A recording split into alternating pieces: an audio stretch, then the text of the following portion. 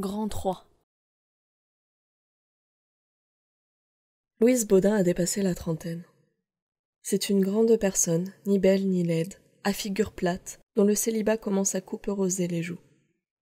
Elle est fille d'un petit mercier de la rue Saint-Jacques, établi depuis plus de 20 ans dans une boutique obscure, où il n'a pu encore mettre de côté qu'une dizaine de mille francs, et il a fallu pour cela manger de la viande 2 fois par semaine au plus, porter les mêmes vêtements 3 années, compter l'hiver les pelletées de charbon jetées dans la poêle. Depuis 20 ans, Louise est là, derrière le comptoir, à ne voir que des fiacres éclabousser les piétons. 2 fois, elle est allée à la campagne, une fois à Vincennes, l'autre fois à Saint-Denis. Quand elle se met sur la porte, elle aperçoit, au bas de la rue, le pont sous lequel coule la rivière. D'ailleurs, elle est raisonnable, elle a grandi dans le respect du sou d'aiguille et des 2 sous le fil qu'elle vend aux ouvrières du quartier. Sa mère l'envoyait à une petite pension voisine, mais elle l'a retirée dès l'âge de 12 ans pour éviter de prendre une demoiselle de magasin. Louise sait lire et écrire, sans être ferrée sur l'orthographe. Ce qu'elle sait le mieux, ce sont les 4 règles. Comme elle le dit de sa voix posée, elle est bien assez savante pour être dans le commerce. Cependant, son père a déclaré qu'il lui donnerait 2000 francs de dot. Cette promesse s'est répandue dans le quartier, personne n'ignore que la demoiselle Baudin aura 2000 francs. Aussi, les partis n'ont-ils pas manqué. Mais Louise est une fille prudente. Elle dit très nettement qu'elle n'épousera jamais un garçon qui n'aurait rien. On ne se met pas ensemble pour se croiser les bras et se regarder le blanc des yeux. Des enfants peuvent venir. Puis, on est bien content d'avoir un morceau de pain quand on est vieux. Elle veut donc un mari qui ait au moins 2000 francs, comme elle. Ils pourront prendre une petite boutique, ils gagneront honorablement leur vie. Mais si les maris de 2000 francs ne sont pas rares, ils ambitionnent d'ordinaire des femmes qui ont le double ou le triple. C'est pour cela que Louise menace de rester vieille fille. Elle a écarté les mauvais sujets, les hommes qui venaient tourner autour d'elle, dans l'espoir de lui croquer sa dot. Elle consent bien à être épousée pour son argent, puisque l'argent, en somme, est tout dans la vie. Seulement, elle entend trouver un mari qui ait, lui aussi, le respect de l'argent. Enfin, on parla au Baudin d'un jeune homme très bon sujet, un ouvrier horloger, de mœurs excellentes. Il habite le voisinage avec sa mère qui vit d'une petite rente. Madame Meunier a mis de côté, par des prodiges d'économie, la somme de 1500 francs, afin de faciliter le mariage de son fils. Alexandre Meunier, qui a 1 an de moins que Louise, est très timide, tout à fait convenable. Mais Louise, devant le chiffre de 1500 francs, dit carrément qu'il est inutile de pousser les choses plus loin. Elle veut 2000 francs, elle a fait tous ses calculs. Cependant, des relations s'établissent entre les 2 familles. Madame Meunier en vient elle-même à souhaiter un mariage désirable pour son fils. Et quand elle apprend la somme demandée par Louise, elle approuve beaucoup cette sage résolution de la jeune fille. Elle promet, en 18 mois, de compléter les 2000 francs. Tout, dès lors, se trouve entendu. Les familles vivent sur un pied étroit d'intimité. Les enfants, Alexandre et Louise, attendent tranquillement en se donnant des poignées de main amicales. Chaque soir, on se réunit et ils restent là, dans l'arrière-boutique, aux 2 côtés de la table, sans une rougeur ni une impatience, à causer du quartier, de la prospérité des uns, de l'inconduite ou de la mauvaise chance des autres. En 18 mois, ils n'échangent pas une parole d'amour. Louise trouve Alexandre très honnête, car elle lui a entendu dire, un jour, qu'il n'osait pas réclamer 10 francs prêtés à un ami, depuis 6 semaines. Alexandre déclare que Louise est née pour le commerce, ce qui est, dans sa bouche, un grand compliment. Aujourd'hui, comme à une échéance, Madame Meunier a les 2000 francs. Voilà 1 an et demi qu'elle se prive de café et qu'elle rogne des sous sur la nourriture, sur l'éclairage et le chauffage. On fixe alors la date du mariage à 3 mois, pour avoir le temps de se préparer. Il est décidé qu'Alexandre s'établira horloger dans une petite boutique qu'on a découverte rue Saint-Jacques même, la boutique d'une fruitière dont le commerce a mal tourné. Et il s'agit, avant tout, de faire mettre la boutique en état.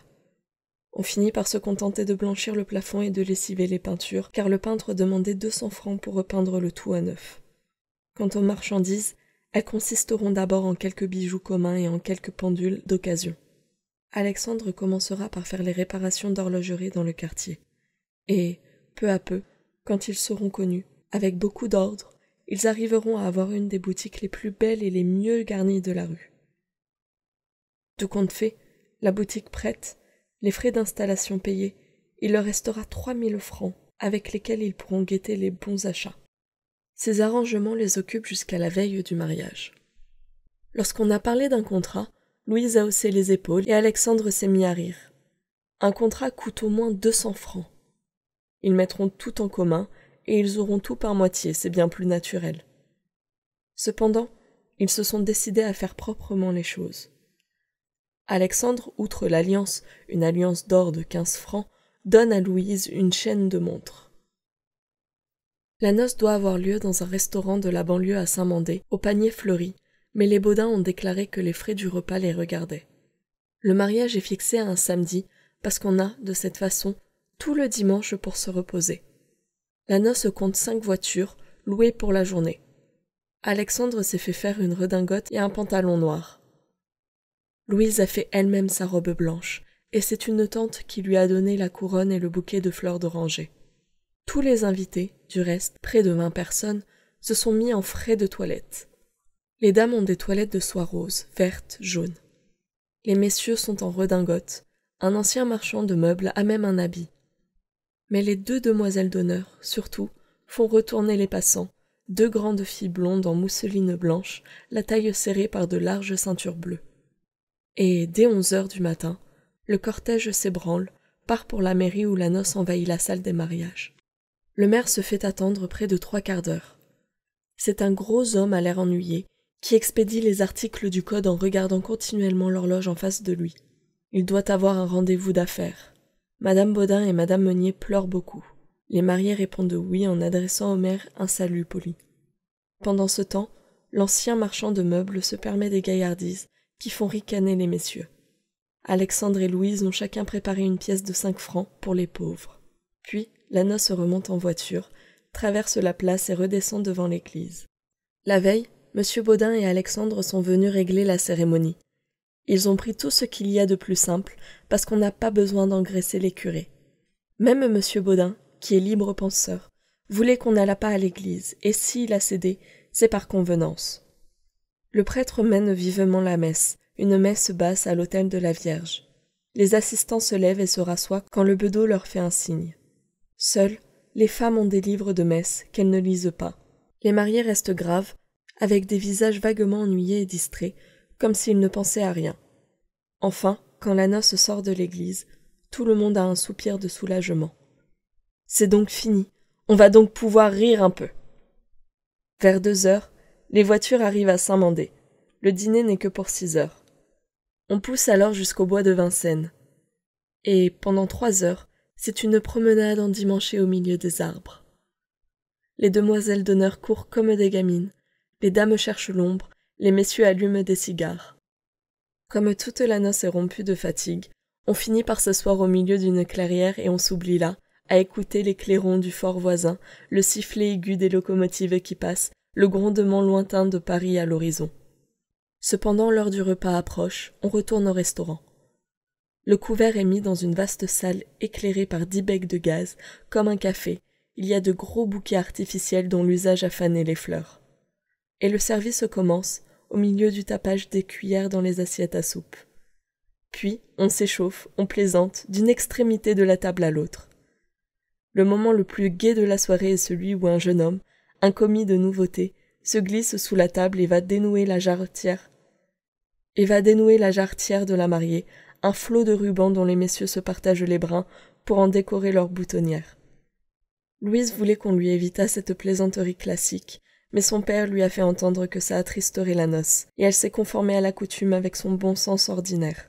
Alexandre rit très haut, déborde d'une joie de brave garçon qui ne s'amuse pas souvent. La jarretière, d'ailleurs, a soulevé des plaisanteries très risquées. Quand il en part une trop forte, les dames se cachent la figure dans leurs serviettes pour rire à leur aise. Il est 9 heures. Les garçons du restaurant prient la noce de passer un instant dans une pièce voisine. Pendant ce temps, ils enlèvent vivement la table, et la vaste salle à manger se trouve changée en un salon de danse. 2 violons, un cornet à piston, une clarinette et une contrebasse sont installés sur une estrade. Le bal commence. Les robes des demoiselles d'honneur, fouettées du bleu de leur ceinture, flottent toute la nuit d'un bout de la salle à l'autre, au milieu des redingotes noires. Il fait très chaud, des dames ouvrent une fenêtre, respirent l'air pur du dehors. On sert sur des plateaux des verres de sirop de groseille. Vers 2 heures, on cherche la mariée partout. Elle est rentrée à Paris avec sa mère et son mari. Monsieur Baudin est resté pour représenter la famille et pour entretenir la belle humeur des convives. Il faut qu'on danse jusqu'au jour. Rue Saint-Jacques, Madame Baudin et 2 autres dames procèdent à la toilette de nuit de la mariée. Elles la couchent et se mettent toutes les 3 à pleurer. Louise, qu'elles impatientes, les renvoie, après avoir été forcée elle-même de les encourager. Elle est très tranquille, fatiguée seulement, avec une grosse envie de dormir. Et en effet, comme Alexandre, intimidée, tarde trop à se présenter, elle finit par s'endormir, à sa place au fond du lit. Alexandre, pourtant, s'avance sur la pointe des pieds. Il s'arrête, la regarde sommeiller un instant, soulagé. Puis, avec 1000 précautions, il se déshabille, se glisse sous le drap en évitant les secousses. Il ne l'embrasse même pas. Ce sera pour le lendemain matin. Ils ont bien le temps, puisqu'ils sont ensemble pour la vie. Et ils mènent une vie très heureuse. Ils ont la chance de n'avoir pas d'enfants. Des enfants les dérangeraient. Leur commerce prospère, la petite boutique s'agrandit, les vitrines s'emplissent de bijoux et de pendules. C'est Louise qui conduit la maison en maîtresse femme. Elle est, pendant des heures, au comptoir, à sourire aux clients, à donner comme fabriqués de la veille des bijoux démodés. Le soir, une plume à l'oreille, elle vérifie les comptes. Souvent aussi, elle passe les journées en course aux 4 coins de Paris pour les commandes. Son existence entière s'écoule dans le souci constant du commerce. La femme disparaît, il ne reste qu'un commis actif et rusé, sans sexe, incapable d'une chute, ayant l'idée fixe de se retirer avec 5 ou 6 000 francs de rente pour aller les manger à Suresnes, dans une villa bâtie en forme de chalet suisse. Aussi Alexandre montre-t-il une sérénité absolue, une confiance aveugle en sa femme. Lui s'occupe seulement des travaux d'horlogerie, de la réparation des montres et des pendules. Et il semble que la maison elle-même est une grande horloge dont ils ont réglé à eux deux le balancier pour toujours. Jamais ils ne sauront qu'ils se sont aimés, mais ils savent, à coup sûr, qu'ils sont des associés honnêtes, âpres à l'argent, qui continuent à coucher ensemble pour éviter un double blanchissage de draps.